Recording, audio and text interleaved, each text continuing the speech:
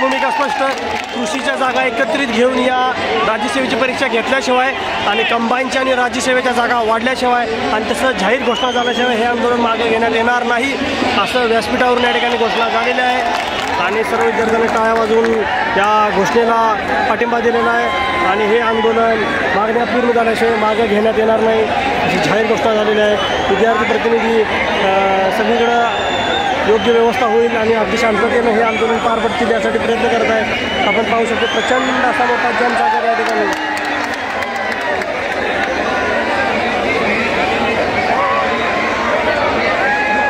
प्रचंड जनसागर मीडियाचे प्रतिनिधी कव्हर करतायत आंदोलनाच्या दिशेने. आणि महाराष्ट्रातच नाही संपूर्ण भारतभर हे आंदोलन पसरले. आपण इकडे पाहतोय रुपालीताई ठोंबरे देखील संपर्क साधतायत. त्यांनासुद्धा वरिष्ठ पक्षनेते आमदार मंत्री यांचे फोन येत आहेत.